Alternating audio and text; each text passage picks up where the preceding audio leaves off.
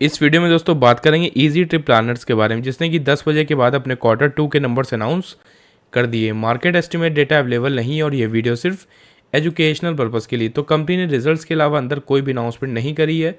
तो डिस्कस करते हैं कंसोलिडेटेड नंबर्स कैसे रहे। सारे फिगर दोस्तों मिलियंस में, हम लोग डिस्कस करने वाले हैं इन करोड़्स में। तो लास्ट ईयर की अगर बात करें दोस्तों Q2 की, तब कंपनी की टोटल इनकम 149 करोड़ के अप्रॉक्स थी, यानी 150 करोड़ के अप्रॉक्स। वो इस बार 126 126 पे आ गई। Q1 में 119 119 थी, वो 126 पे आ गई। तो क्वार्टर ऑन क्वार्टर तो इनकम बढ़ी है थोड़ी बहुत, बट ईयरली बेसिस पे एक डाउनफॉल फिर से इस बार देखने को मिल रहा है।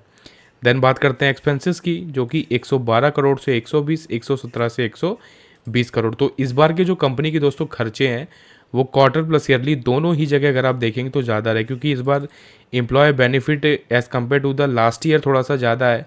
उसके बाद डेप्रिशिएशन एंड अमोर्टाइजेशन एक्सपेंसेस थोड़े से ज़्यादा हैं, 1 करोड़ यहाँ बढ़े हैं। उसके बाद एडवर्टीजमेंट कॉस्ट है वो क्वार्टरली बेसिस पे ज़्यादा है।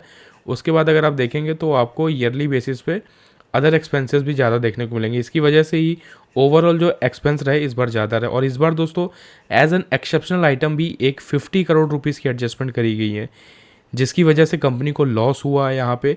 वरना अगर आप पीबीटी की बात करेंगे, profit before tax and exceptional item, तो 37 करोड़ के प्रॉफिट थे लास्ट ईयर, इस बार सिर्फ और सिर्फ 5 करोड़ पे आ गए।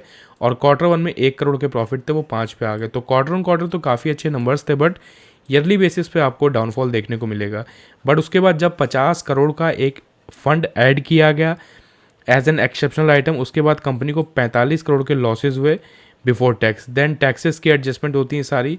उसके बाद बात करते हैं कि कंपनी को टोटल प्रॉफिट या loss for the period after all the adjustment हमें कितना देखने को मिल रहा है, जो कि आप देख सकते हैं यहाँ पे 26 करोड़ के प्रॉफिट थे लास्ट ईयर, वो इस बार 36 करोड़ के लॉस में कन्वर्ट हो गए।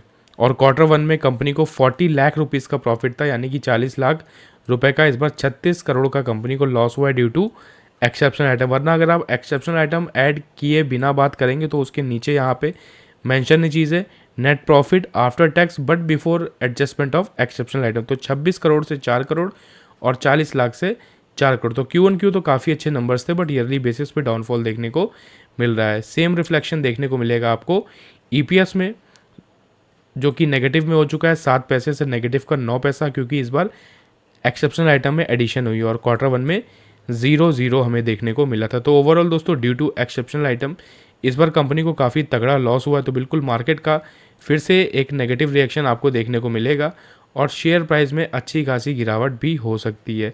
अगर इन डिटेल में बात करेंगे तो यहाँ पढ़ सकते हैं the company as at September 30, 2025 is holding investing amount up to 30 million in one subsidiary for the 6 month period ended the subsidiary current business is not as per projections. तो यहाँ पे आप इन डिटेल में पढ़ सकते हैं किस चीज़ की adjustment as an exceptional item करी गई। तो ओवरऑल दोस्तों ये थे कंपनी के नंबर्स। अगर आपको पीडीएफ चाहिए तो आप टेलीग्राम ज़रूर ज्वाइन कर लें। तो मिलते हैं दोस्तों किसी और वीडियो में किसी और अपडेट के साथ, तब तक के लिए बाय बाय।